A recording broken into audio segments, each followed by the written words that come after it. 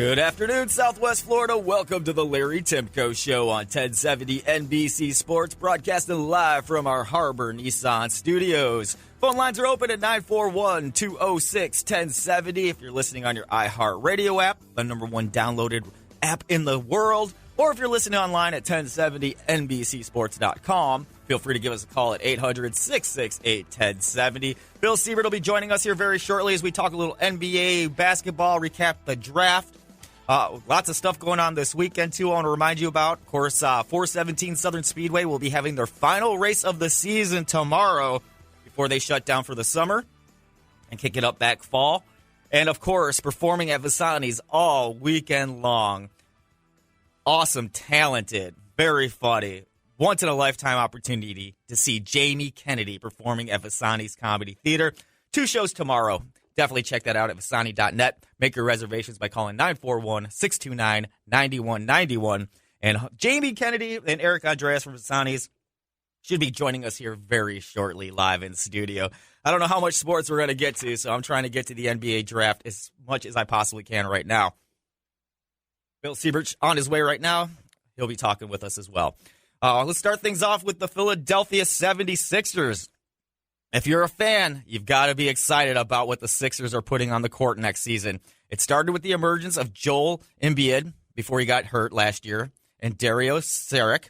It led to an increase of 18 wins from the previous year. Now, yeah, I know the 76ers still finished with the second worst record in the Eastern Conference, but you got to start somewhere. You got to build from somewhere.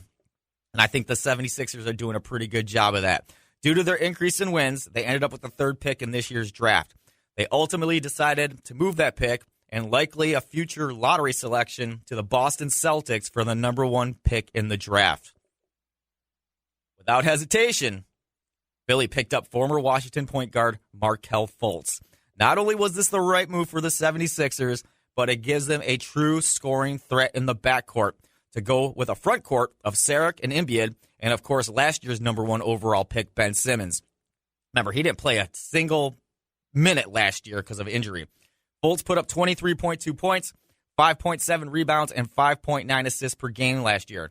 Now, I'm not saying Fultz is going to lead Philly to the playoffs next year, but the Sixers are getting Ben Simmons on the court for the first time in his career. That's 2 number 1 overall picks set to join a core that already includes Saric and Embiid. That's not too bad for a fan base that's proven that they're willing to stick with this team through thick and thin. I mean, if you look at their ticket sales for this season already, it's through the roof. So I'm going to give the Philadelphia 76ers an A+ on that one. Big move last night, Bulls and Wolves. They really shook up their core group big time. I mean, Jimmy Butler's been on the trading block since February's trade deadline. Rumors really started to heat up even more with the draft approaching. Needless to say, there was tons of interest in Jimmy Butler's services. In the end, the Bulls and general manager Gar Forman received a pretty good bounty for Butler. I think they could have done better. But as the draft got going, Chicago sent Butler and the 16th pick to the Minnesota Timberwolves in exchange for a 2016 top 10 pick, which they used on Chris Dunn, young wing Zach LaVine, who I like when he's not hurt, and they also pick up the 7th overall pick in the draft, too. So that gives Minnesota an elite-level core group that already includes Andrew Wiggins and Karl Anthony Towns. Wow.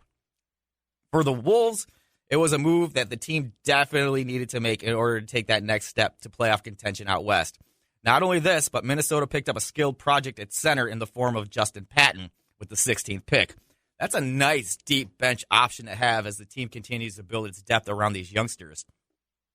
Now, for the Bulls, I know if you're a Chicago fan, you're not really happy right now, but trading Butler made sense. They receive a tremendous haul to rebuild with. Dunn immediately takes over as the team's starting point guard after playing very sparingly as a rookie last year. The 5th pick in last year's draft, there's still untapped potential on that kid, so there's plenty for him to prove still. Though the primary block coming to Chicago's way has to be Zach LaVine. I mean, he's proved each season in the NBA prior to suffering a torn ACL last season. He was averaging 18.9 points, shooting at a 39% mark from the three-point range, and he figures to take over as the starting shooting guard. And with the 7th pick, Chicago took former Arizona forward Lauri Markkanen. I like this kid. He's a big 7-footer.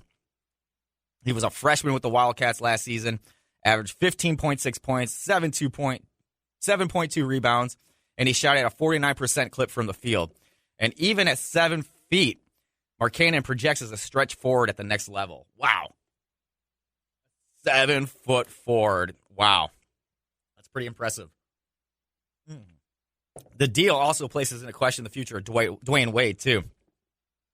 Former soon-to-be Hall of Famer, said he wanted to close out his career in Chicago, but he might opt out of that deal now. I still don't see it happening. I still think you take the $25 million and play out your year.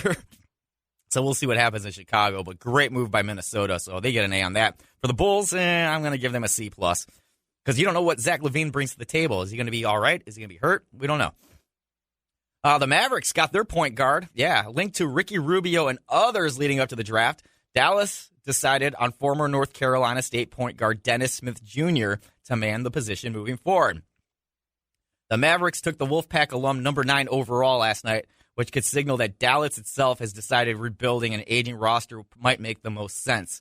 Now Smith isn't necessarily solely a table setter at point guard. He did average 18.1 points and shot 46% from the field as a freshman last year, though he did average 6+ assists per outing. And he's also seen as a tremendous athlete with lots of upside. Now, we're not sure what that means for the rest of the summer, though. We do know that Dallas might very well be out of the market for a top-end point guard now. The limited assets this team does have should be used elsewhere to team up with Harrison Barnes and Nellens Knoll to continue building a younger core. So by selecting a rookie rather than trading the pick, Dallas has clearly bought into the idea of a rebuild, I think. Now, what that means about Dirk Nowitzki's future with the team, that remains to be seen. But it would not surprise me one bit if Dirk Nowitzki is out of his way in Dallas. All right, New York Knicks. I still don't think they know what they're doing. They had a top 10 pick in this year's draft. It came and went without the Knicks moving Kristaps Porzingis, which really disappointed me because I really wanted Kristaps to come to Orlando. And while the summer could eventually lead to a trade, we have to work under the assumption that he is going to be a member of the Knicks next season as of right now. Unfortunately, I think Phil Jackson and company dropped the ball with the 8th pick on last night. Instead of going with a more pro-ready point guard, such as maybe a Dennis Smith Jr.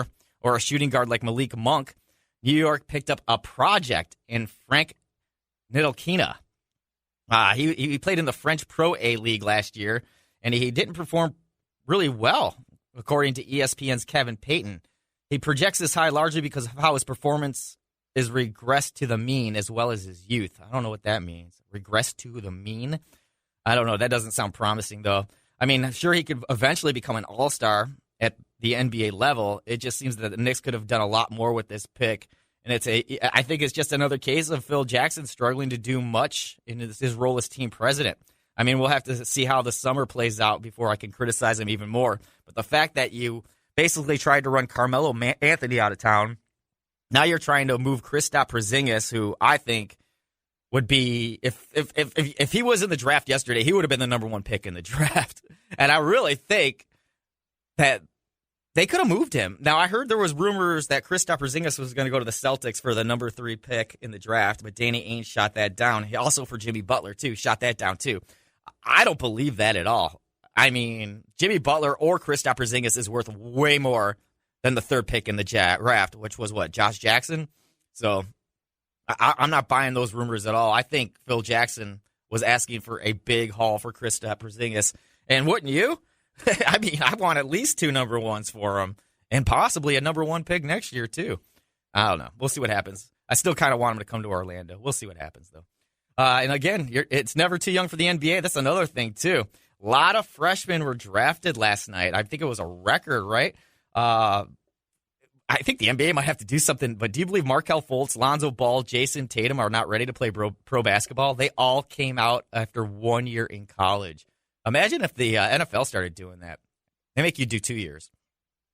Let's talk about the Blazers for a minute. There was definitely some rumors swirling around the Northwest that Portland might look to flip one or more of its first 3-round picks for a proven veteran. One rumor suggested the Blazers would have sent a pick to the Knicks as a way to free up salary for next month. But instead, Portland decided to trade the 15th and 20th picks in the draft to Sacramento for the 10th pick In the process, the Blazers added another big name in the form of Zach Collins from Gonzaga.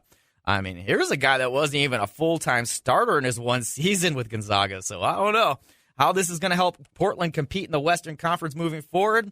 I mean, this is a team that was dominated by Golden State in the playoffs the last 2 years. I mean, they weren't even competitive. C.J. McCollum and Damian Lillard represent a tremendous backcourt duo. They got Jusuf Nurkic, who played well following a trade from Denver last season. But outside of that, I don't think there's much to write home about.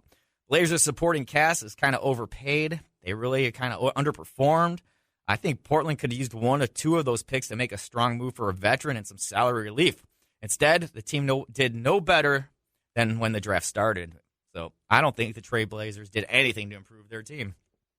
Sacramento did, though. They entered Thursday's draft with 2 top 10 picks and found a way to turn that into 3 selections with the top 20. And it all started with the pick of former Kentucky guard De'Aaron Fox with the 5th overall pick. I really honestly thought De'Aaron Fox would be the number 2 pick in the draft. I really thought the Lakers would take him. I thought he's the perfect fit for Showtime and the LA Lakers, better than Lonzo Ball. I mean, this came on the heels of rumors suggesting that Sacramento might very well have moved the lottery pick for San Antonio Spurs big man LaMarcus Aldridge. But Fox and his athleticism is perfect for shooting guard Buddy Hield, who Sacramento acquired in the DeMarcus Cousins trade back in February. This has a chance to be a tremendous backcourt duo for the next decade. I really, really like De'Aaron Fox.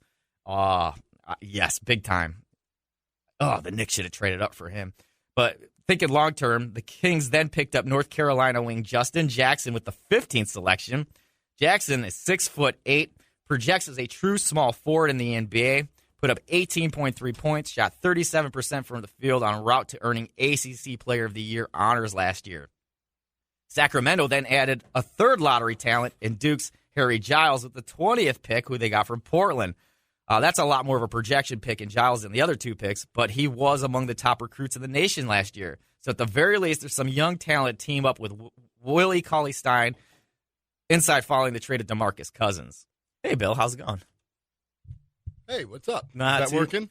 Yeah, it's working. Okay, cool. Yeah. How's it going? Good. Jamie Kennedy and Eric should be here in a couple minutes. In the meantime, I'm just recapping everything I saw in the draft last night. I was listening to you, actually. And the main thing about Jimmy Butler not going to Boston, from what Danny Ainge said. He turned down the 3rd pick, is from what I heard. Well, the main thing was Danny Ainge said that he didn't want him if he wasn't going to sign a multi-year deal. He didn't want him coming over on a 1-year deal because he's only got 1 year left on his contract. True. So that's, I think, why that deal fell through. Because they couldn't get Butler signed to any kind of a multi-year deal. Mm-hmm. So Boston said no. I don't know. I heard Kristaps Porzingis was targeted at number 3, and he shot that deal down, which surprises me. That surprised me because that's a perfect fit for Boston. Oh, without a doubt. I think that's what Boston needs is a legitimate big man. Because I don't think Al Horford is that legitimate big man that they can live with. I mean, just him up front. I think they need somebody else to go with him. Yeah. Also, with the Jimmy Butler trade, I think Minnesota just got real good. Real good, real quick. Real good, real fast. Yes, with they those did. With that big 3 they got now with Towns, and Wiggins, and freaking Butler. Oh my God! Not to mention the role players they got on that team. I know. That's what I said. Hey, look out, Golden State. Golden State fans may be like laughing, but you're not going to be laughing next year. No, I said the same thing. If any team improved this year, it was definitely the Minnesota Timberwolves. What they did after last night. And you can say goodbye to Dwayne Wade too. He ain't staying in. No way. He's gone. Well, he won't. I guarantee he will not play another game in Chicago. Here's here's why. Okay. You don't go out and trade for a shooting guard if you have Dwayne Wade and he's going to be your starting shooting guard. But do not go out and trade for Jeremy Levine. But here's the thing about Dwayne Wade. Okay, he's 37 years old. He's on his last legs. What's his name? What's his name? Jeremy Levine? Is that it? Who? The kid that they got, Levine. I'm not. Isn't that who they got in that deal? Yeah, the they got Zach LaVine. Zach LaVine. Yeah. Thank you. I'm sorry. Who's coming off a torn ACL. Yes. So we don't even know if he's 100%. But here's the thing about Dwayne Wade. All right, you're 37 years old. You're on your last legs. You're not going to make $25 million anywhere else. Mm-hmm. So if you opt in, that's on him. Yeah. It's not on the management. It's not on the Bulls. It's on him. Do I want to stay with a rebuilding team and get paid $25 million? Or do I want to go somewhere else to be a role player for a lot less more money? Well, I think the Bulls are going to get in his ear and be like, hey, look, we'll give you a good part of that $25 million if you just go